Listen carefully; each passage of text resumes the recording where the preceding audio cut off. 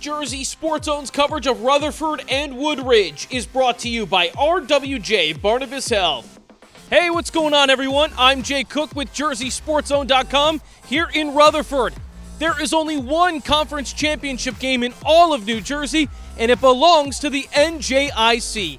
This year's title game features a pair of undefeated programs. 7-0 Woodridge is in the midst of their best season since the mid-1970s. 7-0 Rutherford looks to become the first team to repeat as NJIC champions. Woodridge gets the first possession of the game and they march right down the field. Braden Negro finds Nick Cromie, who hustles for a 36-yard pickup. The Blue Devils are deep in the red zone. The Bulldogs defense bends, but it doesn't break. Pressure from Luciano Mateo forces Negro to trip up. No points come out of Woodridge's opening drive. Rutherford is driving later in the first. This is 4th and 16. Van Weber hits Cole Gumas, and this completion moves the chains. Time runs out in the first, so we flip fields for the second quarter. That's where Drew Carney knocks in a 29-yard field goal. Rutherford gets on the board. They have a 3-0 lead. Now we fast forward. Under 5 minutes to play in the second, and here come the Bulldogs again. Gumas takes the pitch and follows his blocks for an 18-yard pickup. Then, Weber works the play action and finds Ryan Ward. The big-bodied receiver picks up 16 yards, down all the way to the 1-yard line. Rutherford then lines up in the Wildcat formation, and it's Gumas who punches it in from a yard out. The Bulldogs have all the momentum, and they take a 10-0 lead into the half. Rutherford gets the ball to open the third, and they're firing downfield. Weber to Zach Herninko. He's off and running. Herninko breaks 2 tackles, and he's taking it 68 yards to the house. But hold on, there's a flag on the field, and illegal touching is the call. The score is wiped off the board. Rutherford head coach Steve Dunn can hardly believe it. That leads the Bulldogs to punt, and Woodridge brings the pressure. Antonio Loyola gets in and smothers the play. The Blue Devils take over inside Rutherford's 20-yard line. And who else but Antonio Loyola to cash it in?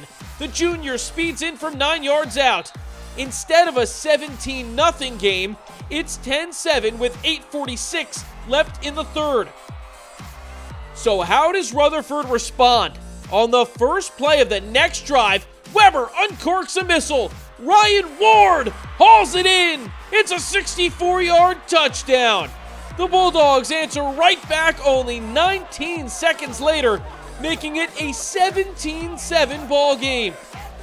This crazy third quarter continues. Negro now looks downfield himself. Leo Ramirez hauls in the jump ball. Mark that down as a 37-yard gain. This drive would stall, but Kledji Ezolaj boots a 35-yard field goal. That makes it 17-10 as we go to the fourth. Rutherford sure has something special in this Weber to Ward connection. This time, they go for 47 yards. Ryan Ward is finding tons of space to operate in the Woodridge secondary. And how about one more for you? Van Weber throws his second touchdown of the game to Ryan Ward. This one for 5 yards. There's under 9 minutes to play. The Bulldogs hold a 14-point lead. And from this point on, Rutherford's defense made all the necessary stops. Zach Herninko makes a heads-up play to recover a loose ball on a backwards pass. And then, with under 2 minutes to go, the pocket collapses, and Luis Morella has the sack. Rutherford shuts the door on Woodridge to win the 2022 NJIC Championship.